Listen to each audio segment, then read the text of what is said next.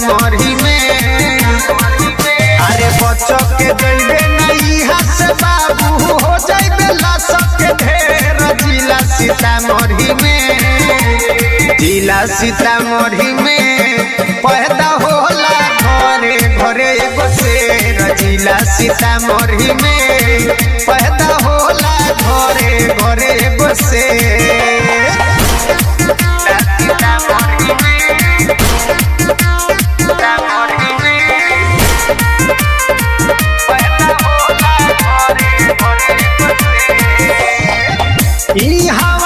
बच्चा बच्चा काटा के दीवाना रोक न पुलिस थाना जानता जमाना। आई समझ में के बच्चा बच्चा काटा के दीवाना रोक न पुलिस थाना जानता जमाना।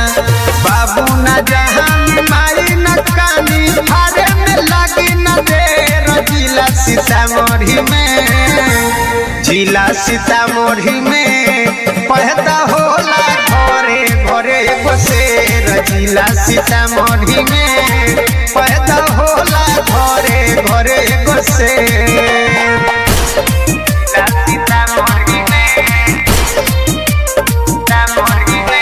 Music by Injamal.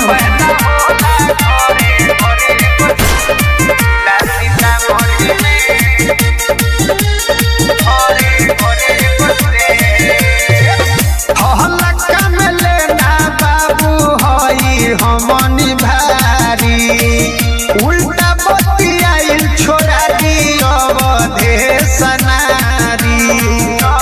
आई समझ में हीरो हल्का में लेना बाबू हई हमनी भारी उल्टा बतियाइल छोड़ा दी अवधेश नारी। हमर लाल मधुरेंद्र मिसाइल लिए फड़ियाई राजा घेर। जिला सीतामढ़ी में। जिला सीतामढ़ी में पैदा होला घरे घरे एगो शेर। जिला सीतामढ़ी में पैदा होला घरे घरे एगो शेर। Mahakal recording studio Ludhiana.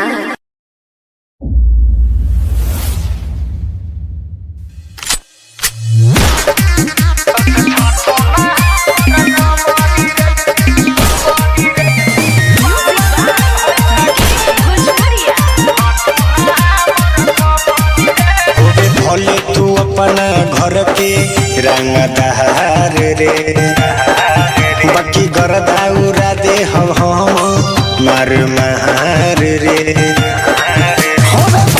तू अपना घर के रंगदार रे बाकी गरदा उड़ा दे हम मार मार रे। कहबू न तोरा बात मान जोरे छोरा के तारे पगरी रे। जतन पावर होइला गाली है बेटा तो से छाटो ना हमर पगरी रे। जतन पावर होइला गाली है बेटा तो से छाटो ना हमर पगरी रे।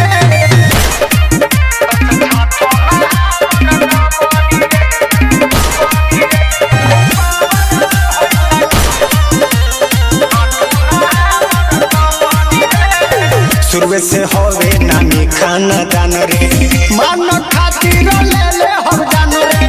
तोहरा लेखा लफुआ छोरा के तोरा देली सब गुमान रे।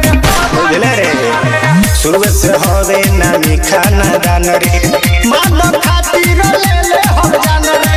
तोहरा लेखा लफुआ छोरा के तोरा देली सब गुमान रे। हमारा पिस्टल के गोली बंद हो जाए बोली कुछ करी न ताहर नगरी रे। जतना पावर होइला गाली है बेटा तो से छाटो ना हमर नगरी रे। जतना पावर होइला गाली है बेटा तो से छाटो ना हमर नगरी रे।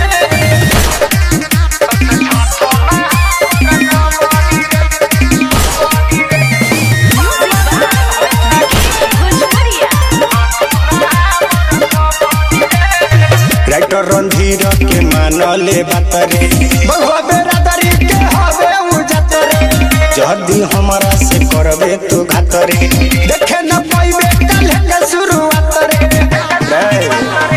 राइटर रणधीर के मानले बात रे बहुआ बेरादरी के हवे उजत रे जदी हमरा से करबे तू घात रे देखे न पाइबे काल्हे के शुरुआत रे नाम हवे अमृत लाल मोर बिगार दुहे काल आज फारद ताहर नहरी रे जतन पावर होई लगाली हे बेटा तो से झाटू ना हमर नगरी रे जतन पावर होई लगाली हे बेटा तो से झाटू ना हमर नगरी रे भले तू अपना घर के राना दहार रे हबकी घर दाउरा दे हो मारे महार रे देमे कहबू न तोरा बात मान जोरे छोरा केकरा गम पवन तारे पगरी रे जतन पावर होई लगाली हे बेटा तो से झाटो ना हमर पगरी रे जतन पावर होई लगाली हे बेटा तो से झाटो ना हमर पगरी रे। Mahakal recording studio Ludhiana.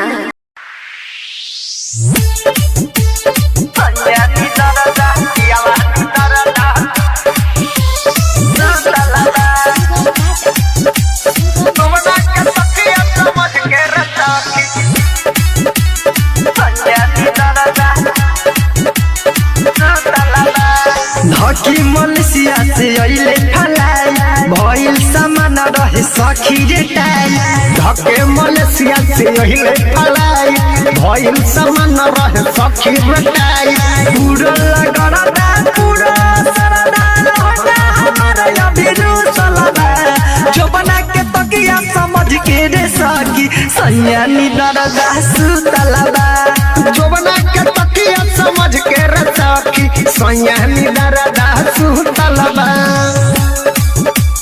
सैया नी दरदा यावा नी दरदा सुतलबा जो बना के तकिया समझ के रे सखी सुतलबा देखो तो रोज वीडियो कॉल पे सखी रे हमारा दुनु मोहल्ला के बरू छी हतराबा हाँ हाँ कहे कि दे दाओ में से खोल के नहीं तो डूबन हो जाई गल के भइल हमला सुखल बगमला होठ हमारा अभी भूखल बा जो बना के तकिया समझ के रे सखी सैया नी दरद सुतल बा जो बना के तकिया समझ के रे सखी पियावा नी दरद सुतल बा